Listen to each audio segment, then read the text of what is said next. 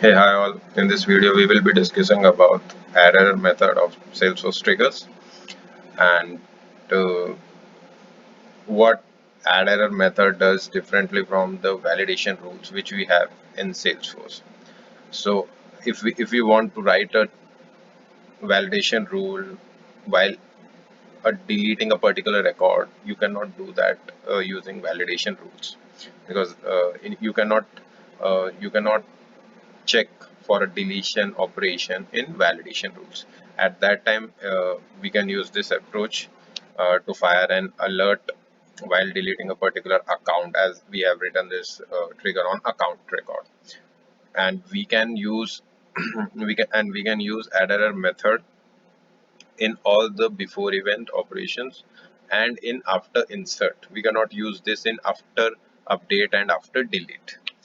As you can see in the first, we have like on before insert, if the trigger is in before and it is an insert operation, and if that account is not holding or if there is no industry in that, then it will throw an error, please select industry, and this error will be top of the page. It will not be on any field because it is directly we have mentioned add error. And if we want that field to be there, then we have to mention in this way, like the field name and then dot add error and the message. As you can see, if we are updating any account and if the mobile number or the phone is not same for both the accounts, like the one we have updated and the previously present phone are not same, then it will throw an error, please fill phone. The main use case for this particular method is delete operation. If there is any delete operation and if that particular account is active, you want the user should not be able to delete that record. In that case, you can have like, if they are trying to delete that record, and you can check the active status. If the active status is yes, you can throw an error like cannot delete active accounts. This is an interview question also, like they might ask you if we want to restrict or if we want user should not be able to delete any opportunity which is in stage 7 or stage 8, so how you will implement that thing. So in that case, you can use this trigger, like before deletion, you can uh, you can throw that error while implementing that in a code, like uh, what should be that opportunity stage in that case.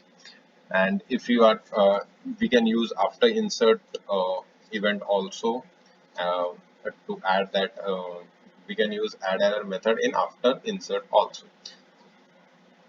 If we are creating an account and that account we are creating, the active status is set to no, at that time this will throw an error like you cannot create inactive accounts. And if that account is inactive, and that case we will check for the if else operation, and we accordingly we will create an opportunity record for that. And if the size of that list is greater than 0, then there will be an opportunity created. As you can see, we have created an instance of that opportunity object, and then we have assigned some of the required fields and then inserted that opportunity. Now we will see on the how it works in this. Like we are inserting a new account, we are just giving this field ABC Limited, and we're trying to save this record. We got the error, please select industry, which we have written in before insert. So we will just go to that industry and we will fill that with communications. We will try to save it. Then we will go to active. Cannot create inactive accounts because it is not yes. So uh, the trigger is running and they are not able to find the yes value. So it is like if it is not yes, then we will not be able to save this record. So we will make it yes and we will try to save this record. So we are able to save the record, and now we will try to delete this record. As the record is active, we will get cannot delete active accounts. So in this way, we can implement this functionality of restricting a particular user or on a particular criteria to not delete a certain records in Salesforce. Uh, Thank you. Have a nice day.